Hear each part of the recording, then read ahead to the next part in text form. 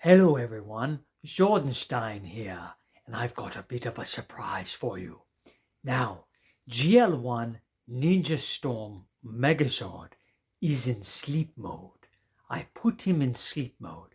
I have the power to do that. Little does he know, I actually have a lot of power over him.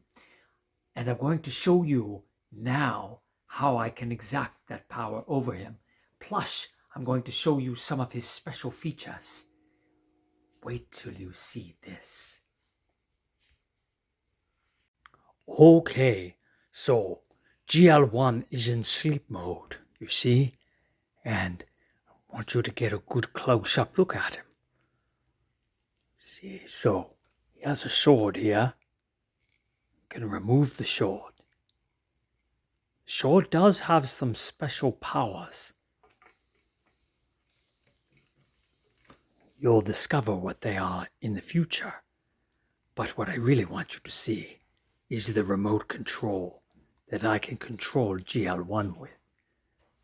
You see, I can actually pre-program moves in, record those moves, and have him play them out. Also, I can override his desires and make him walk forward, backwards, spin left, right, turn his lights on and off, and he even has 2 different battle modes. He can slide backward and forwards, and I have a victory mode for him as well. So this is the control. If I want at any time, I can turn GL-1 on, and I can also turn him off. Now that you know the secret, we'll be getting on with the show. But before that, there's one more thing I'd like to show you. I know on this show we often go on and on about shoe glue, but never before have you actually seen shoe glue being used on shoes. Well, GL2 doesn't really pay such a great salary to Dr. Zordenstein that I can afford great shoes. So I have this pair of RBX shoes that I really like. See that? And well, they were coming apart here, you see? And so I use shoe glue on them, and they're doing just fine. This is one of my favorite pairs of shoes because they're kind of like a boot with hardcore grips on the bottom, a little bit of a high top here. Fake leather. Dr. Zordenstein can't really afford real leather. Of course, GL2 has all the best of everything. But anyway, I like them. The laces are a bit too long and I have to double knot them 2 or 3 times so I'm not tripping on them. But anyway, shoe glue in action for shoes. Okay, this is GL-1, and I'm back with my Ninja Megazord body. I've been practicing, but it's not that easy. It doesn't always do what I want it to when I think it's going to.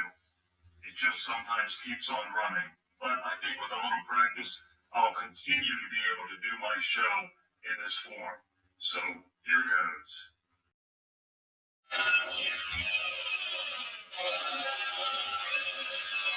I've got to get used to walking backwards, turning the other way, walking forwards. Oh, these hips. This is why I did that show on hips. You see how difficult it is having such limited articulation? And my arms, it's almost like I can't move them at all. Now, I believe I can just strafe backwards, sliding backwards and sliding forward. Like I'm doing the moonwalk. Watch, I'm going to do the moonwalk. Woo, here I go, I'm doing the moonwalk. Woo!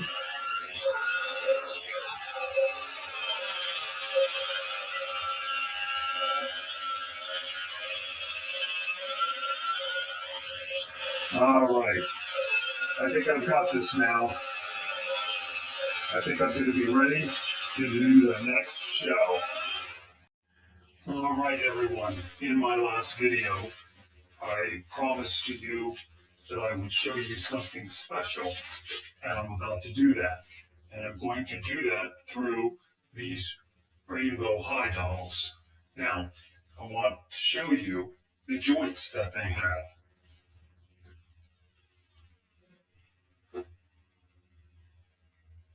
All right, so the first doll that I purchased was Darla Roslin.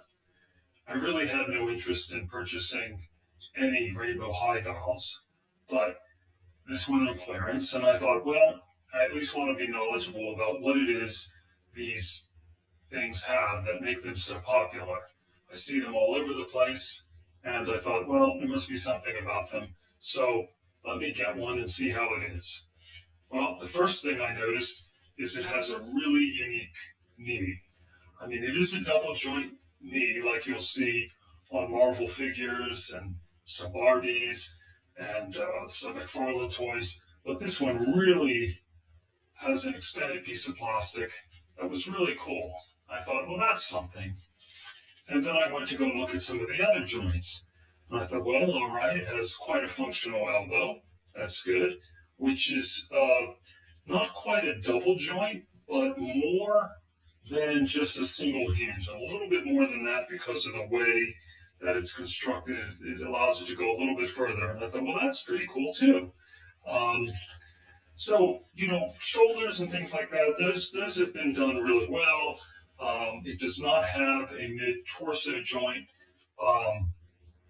but this is where I found it to be very unique. So, in the last video, I was discussing how the hip joints have always been a problem on action figures, having them, function and look to be like a human form.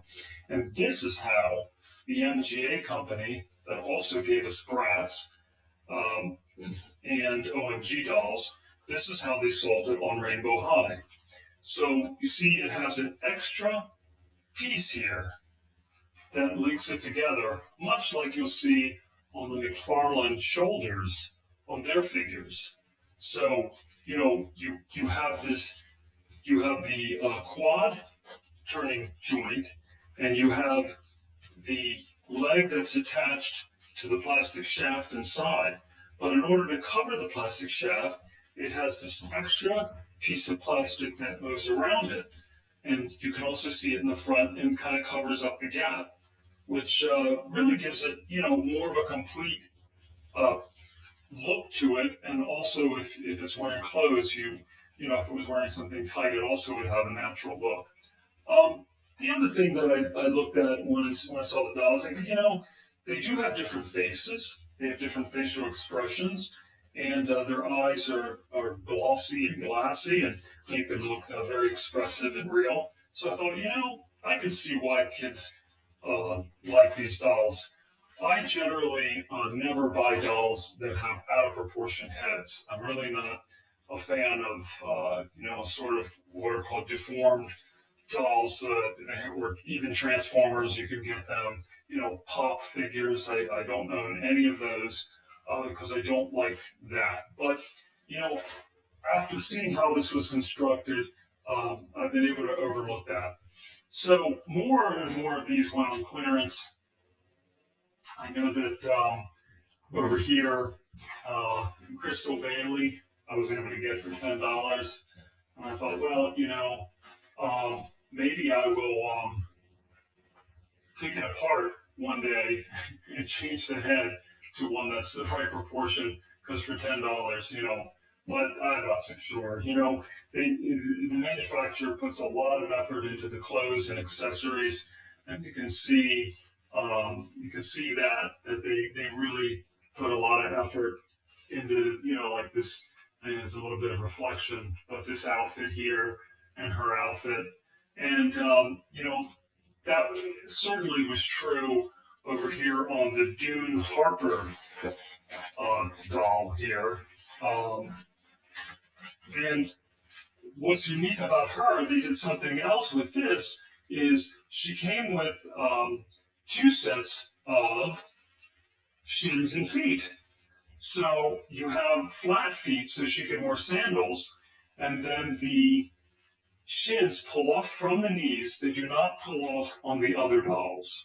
On this one they do. They pull off easily, and then you can put on these like high heel feet if you want to dress her up in high heels. She did not come in high heels. And then you have an actual beach towel that will, has a towel, terry cloth on the other side, and you can fold that up and it will fit in the bag. And then she has sunglasses and clothes, and once and stand. And so once again, this exemplifies that they put a lot of effort into being creative with these toys. Another one that was clearance was Emmy Vanda, and I'm like, okay, again, I'm like, I like the multicolored hair. Thought that was kind of neat, and her outfit again, that's cool. So for probably $15 or $11.99, I thought, well, that's a good buy. Then they came out with Chanel Onyx and Natasha Zima. They also came out with some gray ones and some various mixed colors. But what I really thought was striking was these two dolls. I thought the very black doll and a very white was quite stunning as a doll, and I thought that one day that would be really a nice thing to be able to have and showcase in a collection. And that also led me to think that when I saw this green one, and that's Harley Limestone, it comes with a drum and well, no, I'm sorry, that's a speaker, that's an amp speaker, and she has a microphone to sing. And then she has this very elaborate outfit that she can wear with these big metal tip boots with rivets in them. Anyway, I thought the green was really cool. And, it fits the rainbow theme, right? They're all different colors like the rainbow. However, black is the absence of all color, and white is the inclusion of all color together. They're really not colors, but and there we are, rainbow. Anyway, and then this came out, and of the Shadow High collection for some of the costumes, because also the Onyx and Zima are also part of the Shadow collection, but this one's part of the costumes. I thought this definitely was the coolest one. Eliza McPhee with the fairy wings. I thought the way that the wings shimmer is definitely going to be something unique about that doll. So, um, the purpose of this is to show you, of course, the unique joints on the Rainbow High dolls. And I have to say, now that I am a Megazord with very little articulation, I am envious of this hip articulation that she has. However, I can do the moonwalk, and she cannot. So, them's the breaks. So anyway, that's all for now, and I will be seeing you soon. Thank you for listening.